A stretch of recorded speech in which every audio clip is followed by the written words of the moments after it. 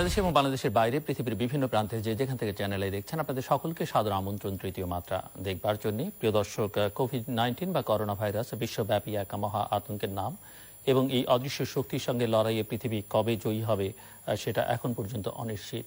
এবং কোভিড-19 শুধুমাত্র স্বাস্থ্য বা মৃত্যু ঝুঁকির মধ্যেই মানুষকে সীমাবদ্ধ রাখেনি, অর্থনৈতিক, সামাজিক, রাজনৈতিক, কূটনৈতিক, মনস্তাত্ত্বিক নানান ঝুঁকিতে ফেলে দিয়েছে। শিক্ষা ব্যবস্থা বিপর্যস্ত আমরা উল্লেখ করতে পারি, কারণ আমরা আজকে এই বিষয়টি নিয়ে কথা বলবো।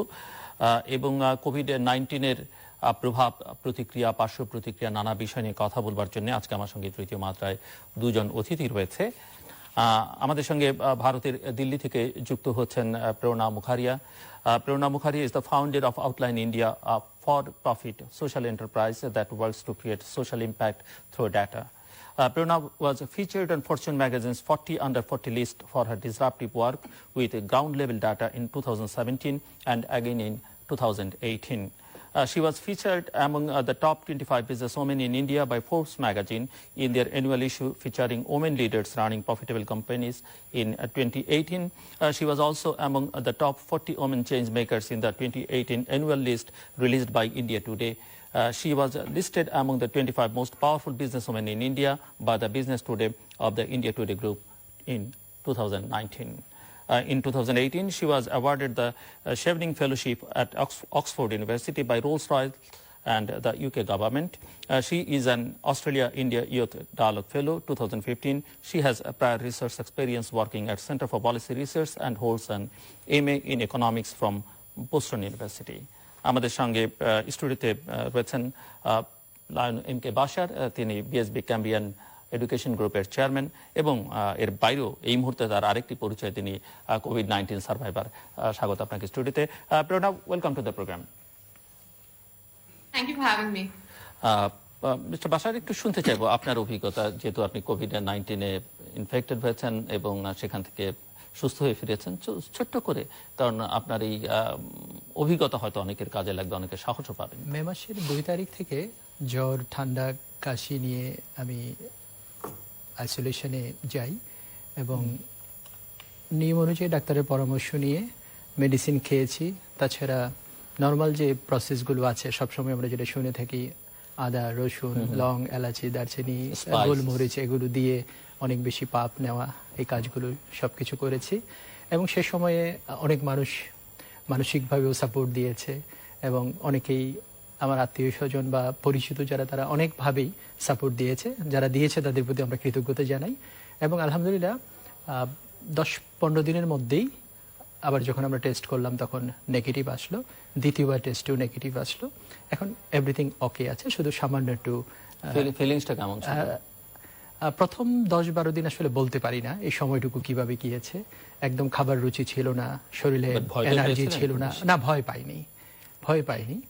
হ্যাঁ, কিন্তু ওই সময়টুকু আসলে কিছুটা সময়, কয়েকটা দিনের কথা বলতেই পারবো না যে কি অবস্থায় গিয়েছে, কারণ সারাদিনই হয়তো শুয়ে থাকতে হয়। কি হচ্ছে মানে এখন যে পরিস্থিতি কোভিড-19 সেটিকে কিরকম মনে হচ্ছে? মানে আপনি যখন ছিলেন তখন কিন্তু আক্রান্তের সংখ্যা এরকম ছিল, সেটা খুবই কম ছিল।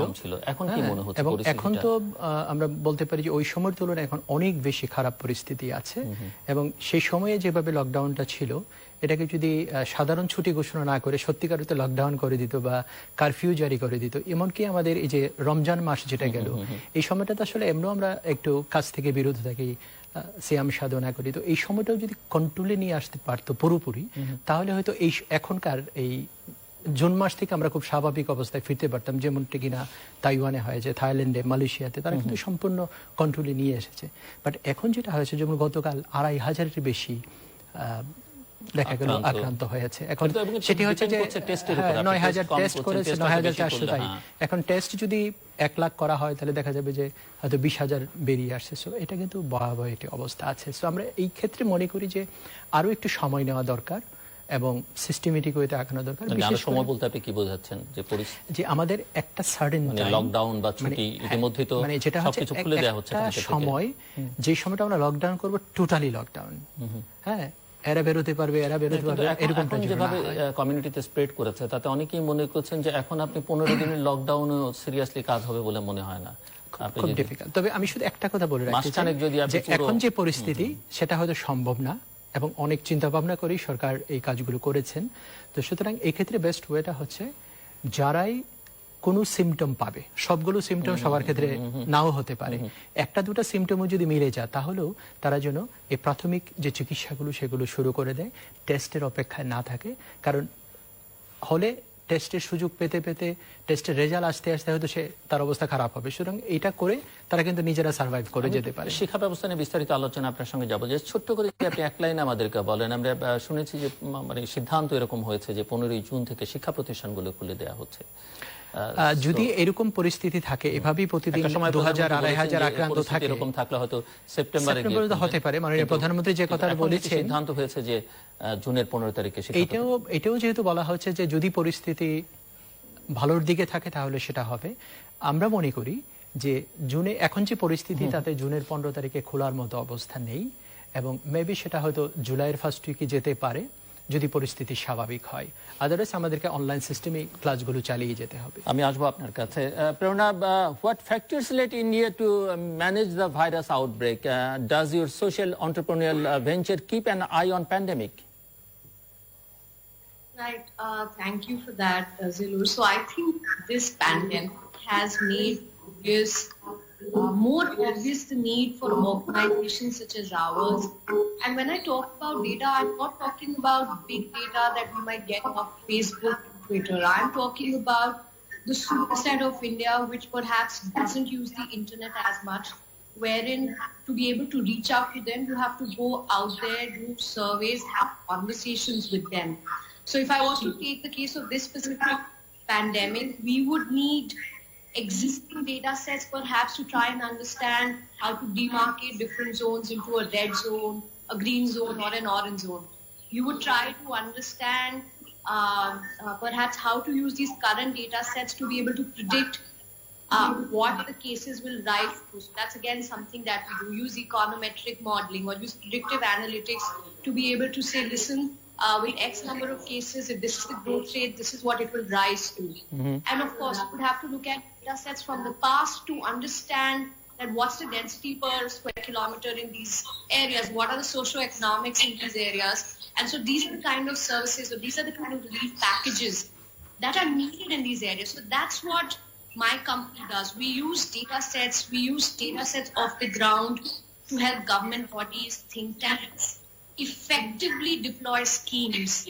With the scale of this entire pandemic, I think we need an unprecedented amount of information to be able to tweak social programs that were perhaps going on for a long time. So for instance, if you were working with farmers in a specific state, and for whatever reason the subsidies didn't get to the farmer, you will now have to go back whenever things become normal or whatever the new normal might look like. You will have to figure out what that social program will look like.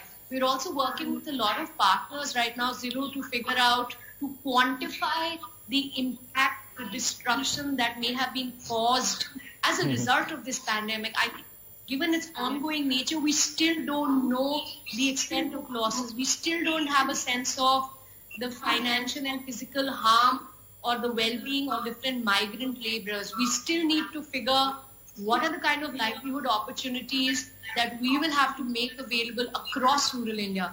So that's the kind of work that my organization is currently doing. At a different level, I think... Please carry on. Yeah, at a different level, I think technology has become increasingly important, Zero, in trying to deploy more effective resources. So we have a tech product called Trachiometrics, and we've given it out to a lot of small not-for-profits and a lot of big funders so that they can collect feedback on how people are doing across these different villages, districts, blocks, places where maybe not all government resources can reach in a quick and short period of time. We made available the tech platform for free for the next couple of months. And again, I mean, if there are organizations in Bangladesh who could make use of it, we'd be happy to help them out. I think the need of the hour is really to gauge, to understand and to measure what's happening on the ground with a quick turnaround time to be able to deploy relief resources, help people, products. And I think these are the kind of data sets that my organization works with. Prerna, on the field of it, you have carved an inspiring story as the founder and CEO of Outline India. How did you feel the urge to such an exceptional initiative, and what are the major problems with collecting field data and making it usable? I think, India is a beautiful country, but we are also very, very diverse. So what works in one part of the country will not work in another part of the country. We are home to It's a big hundreds country. of languages, so many different cultures. And I think what I started thinking as a researcher, Zilur, is that sitting in my offices, I won't really be able to understand the on-ground needs of the superset of India, which, like I said, may not be as connected to, online resources. And so it is imperative that to be able to set up the right social programs, the right social schemes, and to measure the impact we may or may not be creating, we go have conversations with them. And hence happened Outline India. And, India survived in 2008 recession and some other financial catastrophes. Will this time to India triumph? Well, I think, Zilur, if I was just to get into numbers, ADB puts this at about the losses of about $2 to $4 trillion. Now, India during lockdown is losing about $4.5 billion daily. That is the quantum of losses, financial losses at the moment, and this doesn't even take into account physical, mental harm caused. And again, these numbers will grow exponentially once these numbers rise. And as of this instant, you don't know how long this pandemic will go on. I don't know the extent of damage that will be caused. But again, I think as a country, we are a resilient people. We've come out of much worse. What is good in our case is that a big percentage of our population works in agriculture. So about 14% of India GDP comes from agriculture. And I want to say that as long as we have normal monsoons, that subset is largely unaffected. The second piece is, services. So services is the biggest contributor to India's GDP. And a lot of people falling in that category are now working from home. Of course, there's been a learning curve, but a lot of tech tools have proven effective. And again, the infrastructure to those services firms has not been impacted as much. So I want to say that, again, depending on the global climate, India will strike back and do just fine. The one problem area that I do see is MSMEs, which are the medium and small enterprises, which contribute about 30% to India's GDP. Those have been badly impacted when it comes to, finances, businesses, and a lot of businesses will shut down. But again, to be positive, I think, there's a lot of startups that are pivoting. There's a lot of organizations coming in support of these startups. A lot of organizations that are pivoting to be able to cater to these new needs. So I know this drone company that was earlier working with defense, but now they're helping identify cases and identifying where med centers are or where new COVID centers can be set up. I know of a lot of design schools that are now using the existing resources to make more PPE kits. I know the Ministry of Health and Family Welfare is working very closely with the Ministry of Textile to be able to produce these PPE kits and masks and gloves in-house.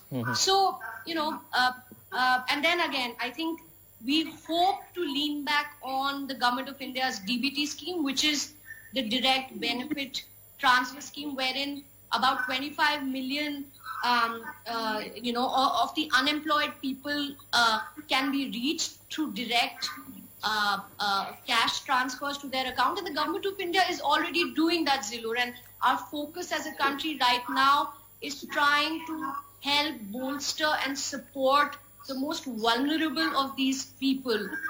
I think is to be said in terms of how far our GDP numbers will go down. Some say that India will grow at just about 1 to 2%. There are JP Morgan, for instance, came out with some more brighter numbers.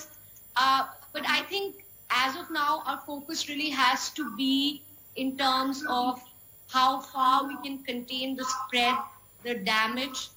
And this is a humanitarian crisis. Yeah, of so I course. think numbers for a little bit will take a bit of a backseat. Mister Bashar, একটু আপনি আমাদেরকে বলবেন যে যে sector তো খুব ক্ষতিগ্রস্ত হচ্ছে, তার মধ্যে এডুকেশন একটা বড় জায়গা। স্কুল কলেজ সবই বন্ধ করে দিচ্ছে। কবে খোলা হবে আসলে যতই বলা হোক না কেন সেটি কিন্তু এখন পর্যন্ত নিশ্চিত। সারা পৃথিবীর চেহারাটি এরকম। আপনি তো একেবারেই আমাদের শিক্ষা খাতের ভেতরকার একজন মানুষ, কি মনে হচ্ছে যে এই পরিস্থিতি কাটিয়ে ওঠা কবে নাগাদ সম্ভব হবে বা কি ধরনের ক্ষতি হচ্ছে বলে আপনি মনে করেন? এবং অ্যাট দ্য সেম টাইম আমি এই প্রশ্নটাও রাখতে চাই যে অনেকেই ডিজিটালি অনলাইনে ক্লাস নিচ্ছেন এবং ডিজিটাল বাংলাদেশ বলা হচ্ছে। আসলে সেই কথার সঙ্গে, সেই স্লোগানের সঙ্গে, সেই অগ্রগতি যেটি প্রচারিত হয়েছে তার সঙ্গে বাস্তবতা কতটা, শিক্ষা কি সেরকম দেয়া যাচ্ছে? ধন্যবাদ আপনাকে। খুব প্রাসঙ্গিক যে প্রশ্নটি সেটি হচ্ছে যে ডিজিটাল বাংলাদেশ, আমরা ডিজিটালি কতটা সক্ষমতা অর্জন করেছি এটা কিন্তু প্রমাণ করার একটা সুবর্ণ সুযোগ ছিল এটি। যখন সরকার 16ই মার্চ স্কুল কলেজ বন্ধ দিল, 18ই মার্চ থেকে আমরা ডিজিটালি শিক্ষা চালু করলাম এবং আমাদের যে স্টুডেন্টরা আছে সেটা আমরা করেছি, কারণ আমরা আগে থেকে রিসোর্স ছিল এবং আমরা আগে থেকে প্রস্তুত ছিলাম। যেহেতু ইটালি, চায়না তারা স্কুল বন্ধ করে দিয়েছে, আমাদের হতে পারে এরকম সম্ভাবনা থেকে আমরা মার্চের প্রথম সপ্তাহ থেকে প্রস্তুত ছিলাম। তো যার কারণে আমরা এই কাজটা করতে পেরেছি। কিন্তু সবাই কিন্তু এই কাজটি করতে পারেননি। এবং যেখানে সরকারের হাজার হাজার কোটি টাকা ইনভেস্ট করে ডিজিটাল এডুকেশন সিস্টেমকে ডেভেলপ করার কথা ছিল, এই জায়গাটা কিন্তু আমরা দেখি নাই। হয়তো বেশ কিছুদিন পরে যখন জাতীয় সংসদ টেলিভিশনে অনিয়ারে গেল কিছু প্রোগ্রাম, সেটা কিন্তু অনেকটা জোড়াতালি দিয়ে করা হয়েছিল এবং এক্ষেত্রেও রেকর্ডিং গুলো বেসরকারি প্রতিষ্ঠানে করা হয়েছে, সরকারি প্রতিষ্ঠানে কিন্তু করতে পারেনি। সেখানেও ছিল সেটি, তো সেখানে করতে পারেনি। তার মানে বোঝা যায় যে আসলে আমরা ডিজিটাল ল্যাব করা আসলে সেটা কার্যকর না, কারণ শিক্ষকরাও সেখানে সেভাবে প্রস্তুত না এবং ল্যাবগুলো সেভাবে ইকুইপড না। এমন শোনা গেছে যে কোথাও ল্যাব আছে, শিক্ষক নেই হয়েছে এরকম। অন্যদিকে যেটা হচ্ছে যে যখনই এই অনলাইন সিস্টেমে আমরা ক্লাস শুরু করে দিলাম, তখন কর্তৃপক্ষ থেকে একবার বাধা আসলো। আমরা যখন এপ্রিল মাসে এসে অনলাইনে এক্সাম নেওয়ার একটা প্রক্রিয়া শুরু করলাম, তখন সেখানে আরেকটি বাধা আসলো, অনলাইনে এক্সাম নেওয়া যাবে না। আমার প্রশ্ন যে যেখানে ডিজিটাল বাংলাদেশের জন্য সরকার এত কিছু করলেন, মাননীয় প্রধানমন্ত্রী এত কিছু করলেন, তাহলে কার স্বার্থে এই কাজগুলো করা যাচ্ছে না কেন? একটা হতে পারে যে সরকার চায় না যে ছেলেমেয়েরা ডিজিটাল, বা ওই সংশ্লিষ্ট কর্তৃপক্ষ, সরকারের সকল না, দায়িত্বশীল কিছু ব্যক্তি, অথবা এরকমটি হতে পারে যে সরকারের যেখানে হাজার হাজার কোটি টাকা ইনভেস্ট করে এই ডেভেলপমেন্টটা হয়েছিল, বাস্তবে যে সেটা হয়নি এটা হয়তো তারা জেনে যাবে সাধারণ মানুষ, সেরকম একটি কারণ হতে পারে। আরেকটি বিষয় হচ্ছে যে যখন এই বেসরকারি শিক্ষা, আমি একটা জিনিস আপনাকে বলে রাখি যে বাংলাদেশে জাতীয় বাজেটে সেকেন্ড লার্জেস্ট বরাদ্দ থাকে শিক্ষা খাতে। গত বছরও প্রায় 52,000 কোটি টাকা ছিল। এছাড়াও ওয়ার্ল্ড ব্যাংক অথবা এশিয়ান ডেভেলপমেন্ট, অন্যান্য দাতা গোষ্ঠী, বিভিন্ন থোক বরাদ্দ, অনেক টাকা কিন্তু এই জায়গাটাতে আসে। এবং এই টোটাল যে টাকাটা শিক্ষাক্ষেত্রে বরাদ্দ দেওয়া হয়, এটি কিন্তু বাংলাদেশের 100% স্টুডেন্টদের জন্য না, সকল শিক্ষার্থীর জন্য না, এটি শুধুমাত্র 50% স্টুডেন্টের জন্য। বাকি 50% স্টুডেন্টকে আমরা বেসরকারি প্রাইভেট প্রতিষ্ঠান, যেখানে সরকারের কাছ থেকে কোনো রকম অনুদান নেওয়া হয় না, বরং অনুমোদনের জন্য, নবায়নের জন্য, স্বীকৃতির জন্য আমাদেরকে পদে পদেই কিন্তু টাকা দিতে হয়, এরকম সকল ক্ষেত্রে। সো অন্যদিকে আমাদের এই প্রতিষ্ঠানগুলো সরকারকে ট্যাক্স দেন, আমাদের বাড়ি ভাড়ার উপরে 15% আমরা ব্যাট দিই, আমরা ইউটিলিটি চার্জের উপরে কমার্শিয়ালি বিল দিই, ইলেকট্রিসিটি বিল, পানির বিল, গ্যাস বিল, হ্যাঁ, বা ওয়াটার সুয়ারেজ, এই সব কিছু কিন্তু আমরা কমার্শিয়াল রেটে দিই। এবং এই ক্ষেত্রে আমরা বলতে পারি যে 50% স্টুডেন্ট বা প্রায় 10 লাখ শিক্ষক কিন্ডারগার্টেন সহ আমরা কর্মসংস্থানের ব্যবস্থা করেছি বেসরকারি উদ্যোগে, এবং যেখানে প্রায় 52,000 কোটি টাকার সমপরিমাণ সাপোর্ট আমরা দিচ্ছি। কিন্তু এই করোনার এই সময়গুলোতে আমরা কিন্তু কোনো সাপোর্ট পাইনি, ইভেন আমরা হয়তো সেভাবে জোরালোভাবে আমরা চাইও নেই। আমরা আমাদের শিক্ষকদের বেতন ভাতা সেগুলো দেওয়ার জন্য আমরা প্রক্রিয়াও করেছিলাম, গার্ডিয়ানরাও দিতে রাজি ছিল, আবারও সেই কর্তৃপক্ষ থেকে কড়াকড়ি হুঁশিয়ারি আসলো, যদি আমরা শিক্ষার্থীদের কাছ থেকে বেতন নেই তাহলে আমাদের বিষয় ব্যবস্থা নেওয়া হবে। তো এই সুযোগটি পেয়ে তারা দিলেন না। একদিক দিয়ে সরকারও কোনো সাপোর্ট দেননি, অন্যদিকে আমরা গার্ডিয়ানদের কাছ থেকে টাকা নিয়ে দুই প্রতিষ্ঠানগুলো চালাই, সেটাই আমাদের অনুমোদনের শর্তে সবকিছু মেনশন করা আছে। এবং আমরা যখন অনুমোদন নেই তখনও বলছি সরকারি কোনো এমপিও নেব না, এবং আমরা কিন্তু এমপিও চাইও নি। এবং এই সময়টাও যদি সরকারের অনেক দিক থেকে দিতে হচ্ছে। এমপিও নন এমপিওর মধ্যেও এক ধরনের সমস্যা হচ্ছে। হ্যাঁ, সমস্যা আছে। কিছু এমপিওভুক্ত শিক্ষা প্রতিষ্ঠানের নন এমপিও টিচার আছে, তারাও সাফারার হয়েছে। আর আমরা তো টোটালটাই নন এমপিও, সুতরাং আমাদের টিচারদের বেতন ভাতা সবকিছু তো নির্ভর করে আমাদের ছাত্রদের কালেকশন থেকেই। তো সেই জায়গাটাও তারা বাধা দিলেন। তো যার ফলে ঈদের আগে হয়তো সবগুলো বেসরকারি প্রতিষ্ঠান, প্রাইভেট প্রতিষ্ঠান শিক্ষকদেরকে পূর্ণ বেতন দিতে পারেন নাই, আমরা হয়তো আংশিক দিয়েছি। এখন হয়তো বাট আপনারা মানে আপনার তো অনেকগুলো আউটলেট, আপনারা কি ক্লাস নিচ্ছেন বাচ্চাদের? আমরা অনলাইনের রেগুলার ক্লাস নিয়েছি, শুধু ঈদের ছুটিটা ছিল 1 তারিখ থেকে আবার পুরোদমে আমাদের ক্লাস চলবে। আমরা একদম 18ই মার্চ থেকে ক্লাস শুরু করেছি। বাট আপনার তো নিশ্চয়ই জানা আছে অন্যান্য বেসরকারি প্রতিষ্ঠান বা সরকারি প্রতিষ্ঠানগুলোর কি অবস্থা, তারা কি কোনো কিছু করতে পারছে? কিছু প্রতিষ্ঠান করেছে, বাকিরা করতে পারে নাই। তবে সংসদ টেলিভিশনের পক্ষ থেকেও করা হয়েছে। এছাড়াও আমরা বেসরকারিভাবে বাংলা টিভি এবং এশিয়ান টিভিতে আমরা আমাদের স্টুডিওগুলোতে প্রোগ্রাম রেকর্ড করে সেগুলো রোজার আগ পর্যন্ত আমরা কন্টিনিউ করেছি।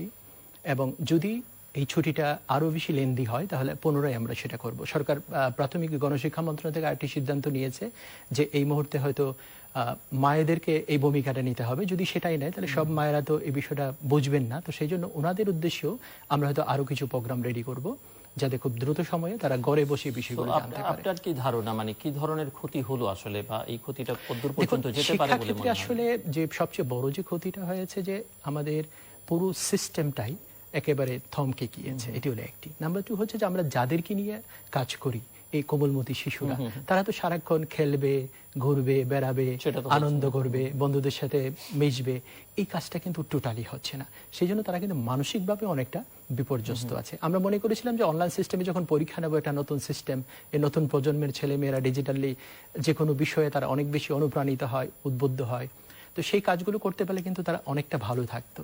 তো এখন অনেক ধরনের ক্ষতি আছে, কিন্তু এই সবগুলো ক্ষতি পুষিয়ে নেওয়া যাবে যখন আমাদের জনগণ সুস্থ থাকবে, ভালো থাকবে। আসবো আমি আবার আপনার কাছে। প্রেরণা, Outline India has just launched Track Your Metrics, an easy to use tech tool. What is speciality, and would you please tell us in detail how it will work? So Zillow Track Your Metrics is a feedback collection loop. It is an opinion poll collecting survey app, and it's a survey app that we are giving out to 2 sets of stakeholders. One is the small grassroots organization, the not-for-profit, that has a good sense of the needs of the village, of the community, of the district. And so the goal is that if they can collect data on the various needs of the household, this could be about the nutritional needs of young babies, or this could be about specific households that need a specific type of medicine in this time of lockdown. So they can communicate this need to the local not-for-profit, and then they can go procure these products for them and distribute them within the community. For the other big funders or big corporate social responsibility teams that might be located across different parts of the world or different cities, for them to be able to effectively deploy resources, they need data off the ground. And unfortunately, right now, they can't send out their volunteers or their staff or researchers such as us to collect that data. But once they put the survey or the impact tool on Track Your Metrics, any stakeholder located, anybody can simply download the app, and it's available in a bunch of languages, local Indian languages, and fill out that survey. And within a couple of minutes, the funder will know what are the local needs. Okay. So our point really here is that not all government personnel can get everywhere. Given the scale of the problem, we need decentralization of resources. We need distribution of resources. We need people to find out from other people how they are doing and set up feedback loops. We need surveys, we need data collection, and we need all of this to happen on a daily basis with a quick turnaround. And that's what Track Your Metrics is doing, Zillow. Fascinating, it's helping all these organizations track what's happening on the ground, real time, from rural, remote parts of the country. Indeed, you are doing a great job. Pranav, what will be the job prospects of women migrant workers? Will the corporate lay off women employees as well? So I think in the corporate sector, actually, Zilu, we have seen a market change in favor of women employees. So in a lot of cases, if woman was a homemaker and could not make a 9-to-5 job, now that we are all working from home, corporates and startups have become more understanding of these limitations. So in fact, we should see a rise in terms of hiring of part-time women as part-time workers, and an increase in the number of women who join the workforce when it comes to work from home requirements. On the other front, though, when it comes to the relatively lower socioeconomic categories, women work in two capacities. Either they are accompanying their husbands, or so if the husband's working on a construction site, the woman will go with them and perhaps work for a few hours, make some money. And in certain secondary cases, women might work in parlors as household help, stay with the families, etc., etc. So the second group, unfortunately, Zilur, we see a lot of unemployment on that front. We do see financial dependence going down substantially. And I think as of now, we don't even have a full grasp of the extent of damage to this particular category when it comes to livelihoods and income. Mister Bashar, একটু আপনি আমাদেরকে বলবেন, আমরা তো স্বাভাবিক অবস্থায় কোন জায়গায় ছিলাম, অনেক কিছু বলেছি, অনেক কিছু শুনেছি, কিন্তু কোভিড-19 আসলে অনেক দুর্যোগের মধ্যেও কিন্তু গোটা পৃথিবীকে একটা শিক্ষা দিল যে আমরা আসলে কোথায় আছি সেটি বুঝতে পারা গেল। বাংলাদেশের ক্ষেত্রে, বাংলাদেশের শিক্ষা ব্যবস্থার ক্ষেত্রেও খানিকটা হয়তো বোঝা গেছে। কি বোঝা গেল আসলে? দেখুন, আসলে আসল চেহারাটা কি? আসল চেহারা হচ্ছে যে আমরা আমাদের শিক্ষা ব্যবস্থার এবং প্রযুক্তির দিক থেকেও, মানে শিক্ষা ব্যবস্থা স্বাস্থ্য ব্যবস্থার চেয়ে খুব একটা ভালো না, আরো খারাপের দিকেই আছে। দুটোর শিক্ষা ব্যবস্থায়, হ্যাঁ, শিক্ষা ব্যবস্থায় যে প্রযুক্তির ব্যবহার, এটা শুধুই মাত্র নামে মাত্র, কিন্তু বাস্তবে সেটা নয়। তো যে কারণে আমাদের শিক্ষার্থীরা কিন্তু এই যে লকডাউনের সময়, প্রায় 2.5 মাস সময় আমরা অতিবাহিত করলাম, এই সময়টুকু কিন্তু 2.5 মাসে তারা অনেক বিষয় থেকেই পিছিয়ে পড়েছে। বরঞ্চ এই সময়টুকু তাদেরকে অনেক বেশি আমরা শিক্ষা দিতে পারতাম। এবং তারা এখন ফেসবুকে হয়তো বেশিরভাগ সময় কাটিয়েছে। অনেকের তো এক্সামও নেওয়া সম্ভব হবে না এবার। হ্যাঁ, বিশেষ করে উচ্চ মাধ্যমিক পরীক্ষার এক্সামটা পিছিয়ে যাচ্ছে অনেকটা। রেজাল্ট হয়তো 31 তারিখে হচ্ছে এসএসসির রেজাল্ট, এবং তাদেরও ক্লাস জুলাইয়ের 1 তারিখে নর্মালি শুরু হওয়ার কথা ছিল, কিন্তু আমরা যেটুকু ভর্তির নীতিমালায় দেখলাম যে জুলাই মাসের লাস্ট উইক পর্যন্ত ভর্তির সুযোগ থাকছে। তো সেহেতু আরো পরে যেতে পারে, এমনকি সেপ্টেম্বর পর্যন্ত যেতে পারে, বলা যাচ্ছে না। তো সবকিছু মিলিয়ে শিক্ষা ব্যবস্থায় আসলে বড় রকম একটা ক্ষতির সম্মুখীন হয়েছে। কিন্তু এখান থেকে যদি আমরা এই শিক্ষাটুকু নিতে পারি, ইন ফিউচারে টোটাল শিক্ষাটাকে যদি আমরা ডিজিটালাইজ করতে পারি, এবং পৃথিবীর বহু ইউনিভার্সিটি কিন্তু সেভাবেই প্রক্রিয়া করেছে, স্কুলগুলো করেছে, আগে থেকেই তারা ছিল। ইভেন আমার মেয়ে ইংল্যান্ডে পড়াশোনা করে একটা ইউনিভার্সিটিতে, তার ফাইনাল ইয়ার এক্সামের আগ মুহূর্তে ইউনিভার্সিটি লকডাউন হলো এবং সে দেশে ফিরে আসলো। এখানে বসে কিন্তু তার ফাইনাল এক্সামের সমস্ত কাজ শেষ করেছে, অ্যাসাইনমেন্ট জমা দিয়েছে, এভরিথিং ডান করেছে। সুতরাং তার সেশন একটু পিছাচ্ছে না। অক্টোবরের ফার্স্ট উইক থেকে আবার তার মাস্টার্সের ক্লাস শুরু হবে। তো সেভাবে কিন্তু চলছে। তো বাংলাদেশে এই কাজটা করা যেত। তবে এক্ষেত্রে যেটি আমি বলতে পারি আপনার এই অনুষ্ঠানের মাধ্যমে, সেটি হচ্ছে যে 1 থেকে শুরু করে ইন্টারমিডিয়েট পর্যন্ত আমাদের 30,000 লেকচার আছে। অর্থাৎ বইগুলোকে যখন আমরা ক্লাসে পড়াই, তখন সেগুলোকে যদি ক্লাস অনুযায়ী ডিভাইড করি, তাহলে 30,000 লেকচার হবে। 30,000 লেকচার যদি আমরা রেকর্ড করি, এবং সেটা যদি অন ইয়ারে যায়, সংসদ টেলিভিশন আছে, বিটিভি ওয়ার্ল্ড আছে, এবং ওপেন ইউনিভার্সিটিতে এটি বড় স্টুডিও সেট আপ আছে সেগুলো। এছাড়াও আমরা যদি এটাকে সিস্টেমেটিক ওয়েতে, যেমন এখানকার এই তৃতীয় মাত্রার অনুষ্ঠান বিভিন্নভাবে ইউটিউব সহ বিভিন্নভাবে কিন্তু দেখা যাচ্ছে। কেউ যদি চায় যে 1000 পর্বটি কেমন ছিল সেটা দেখতে, এখন সেটাও দেখতে পাবে। তো সুতরাং শুধু একটি দুটি টেলিভিশনে ক্লাস নিলেই কিন্তু সারাদিনে সবকিছু শেষ করা যাবে না। তো এটার জন্য অনেকগুলো ক্লাসের দরকার হবে। তো সে কারণে যে প্রত্যেকটা সাবজেক্টের জন্য হয়তো 100 থেকে 120টা লেকচার হয় এক একটা সাবজেক্টের জন্য। সো প্রত্যেকটা সাবজেক্টের লেকচারগুলো যদি সিরিয়াল অনুযায়ী রেকর্ড করে ইউটিউবে দেওয়া থাকে, অথবা কোনো একটা সাইডে দেওয়া থাকে, তাহলে যেটা হবে ছাত্ররা যখন যেটা প্রয়োজন সেটাই কিন্তু তারা ডাউনলোড করতে পারবে, সেটাই তারা দেখতে পারবে। এবং পরীক্ষার সিস্টেমটাকেও এখন অনলাইনে নিয়ে যেতে হবে, কারণ এখন যেটা হয়, যেমন এই যে ছাত্ররা 31 তারিখে রেজাল্ট পাবে, 2 বছর 5 মাস পরে তাদের এসএসসির রেজাল্ট হলো। হ্যাঁ, কিন্তু সারা দুনিয়াতে কিন্তু এই সিস্টেমটা নেই। যখন যে পড়বে, এই বিষয়টা পরীক্ষা দেবে, এটার কাজ শেষ। তাতে করে হচ্ছে কি, তাদের এত সমস্যা হওয়ার কথা না, যে কারণে ও লেভেল পরীক্ষার্থীরা কিন্তু এই সমস্যার ফেস করে নাই। তাদের রেগুলার বেসিসে সব অ্যাসাইনমেন্টগুলো করা হয়ে গেছে, রেজাল্ট হয়ে গেছে। 2 মাস কতদিন পরে রেজাল্ট হচ্ছে? আমাদের রেজাল্ট হচ্ছে 3 মাস পরে, কিন্তু তাদের সেশন যখন শুরু হয়েছিল তখন থেকে এখন 2 বছর 5 মাস পরে তাদের রেজাল্ট হলো। হ্যাঁ, এখন যারা এখানে ফেল করবে এই রেজাল্টে, তারা আবার 1 বছর পরে ওই সাবজেক্টগুলোতে পরীক্ষা দিতে হবে। ইভেন একটা সাবজেক্টে ফেল করলে সেটার জন্য 1 বছর তাকে অপেক্ষা করতে হবে। কিন্তু ওয়ার্ল্ডের সব সিস্টেমে কিন্তু ফেল করেছে, 1 সপ্তাহ পরে আবার সেটা সাপ্লিমেন্টারি পরীক্ষা দিয়ে এক্সাম দিয়ে তারা পাশ করে যেতে পারে। সো এবং অনলাইন সিস্টেমে যদি পরীক্ষাগুলো হয়, সেটা আরো বেশি অথেন্টিকেট হবে। এবং এখন আমরা যে সিস্টেমে পরীক্ষা দিই, সুতরাং এই শিক্ষাটা, করোনার এই শিক্ষা নিয়ে যদি আমরা আমাদের শিক্ষা ব্যবস্থাকে ঢেলে সাজাতে পারি, তাহলে খরচও কমবে, প্রযুক্তির ব্যবহার নিশ্চিত করে আমরা খুব দ্রুত সেটা করতে পারবো। খরচ এই জন্য কমবে, আমি বলি যে, যেমন একটা প্রোগ্রাম যখন আমরা টেলিভিশনে রেকর্ড করি, হয়তো আমাদের সর্বোচ্চ বাজেট হবে 50,000 টাকা।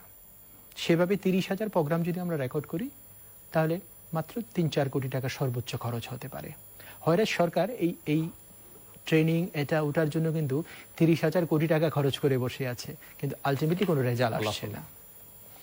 Prerna, will there be an infrastructural change in the healthcare in India? And Prime Minister Modi has kicked off world's largest healthcare PM Joy, known to be Modi Care. Do you think it has potential to alter India's healthcare landscape? I think yes, Zilur. I think PMJ or the Ayushman Bharat Pradhan Mantri Jan Arogya Yojana was set up after a lot of research and after RSBY didn't do as well. And I think about 53 crore beneficiaries are registered under it. For the COVID-19 crisis, testing and treatment has been made available for free for all these 53 crore beneficiaries. And I think, again, the scale of it and the magnanimity of it is unprecedented. What's also happened is that for all those people who are eligible but don't have the Ayushman Bharat card to avail these services, as long as they have Aadhaar card or the UID number, they can still avail of these services. So that's a big step. The second thing I think that the government's been working on very actively is empanelment of private hospitals. And I think we have about 21,000 hospitals that are now working actively in terms of caretaking for COVID-19 cases, and about 1,500 more private hospitals that have been added since about 1st April. We've also set up a lot of helplines for migrant laborers, people who've been displaced. So these are numbers that they can call to seek help on food, shelter, travel arrangements, figure out what is available to them.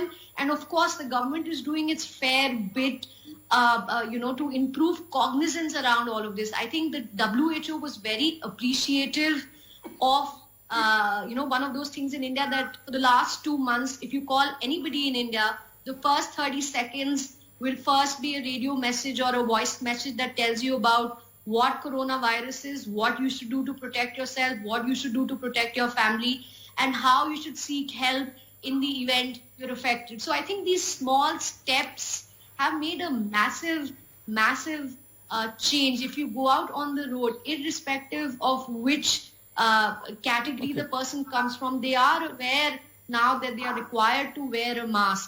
I think the second step has been the Arogya Setu app. And I think very recently we saw that the government made its open source code available to people. And that is such a welcome step. So even before it was made mandatory in India, in about 15 days, we had 50 million downloads of the app.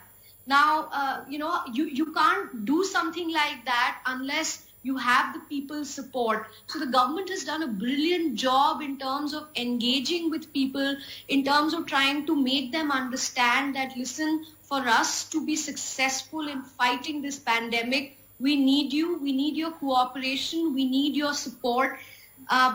And it's been such a welcome change. I think my only little problem is that for the middle classes who are perhaps who don't have private insurance, who are not eligible for the Ayushman Bharat scheme, what happens to them? And I think a lot of economists talk about them as the missing middle. And so maybe that's something that I'd like to hear more about from the government. But I think, again, a lot has been done in terms of corporate organization, different ministries working together, the National Health Authority working on this, the Center for Disease Control working on this. And I think we've really come together as a country in trying to make sure that everybody knows their role. There's been decentralization, and we see this engagement between the Prime Minister and different state level chief ministers on a bi-weekly basis. We see engagement, and the government's now said that why don't you as the CM take a call on what your state needs? If you want to continue the lockdown, sure, do that. If you want to keep your borders closed, sure, we'll consider that. In Bengal, where we had as everybody knows, Cyclone hit, and we've deployed additional resources. We sent in CRPF. So we see a lot of bodies and a lot of collaboration happening, which is the need of the hour in this warlike situation. Prerna, we are almost at the end of the program. So very briefly, as you know, from field work to networking, bidding for projects and dealing with agency heads, majority team members of at Outline India are women. Undoubtedly, it's also a great example of women empowerment.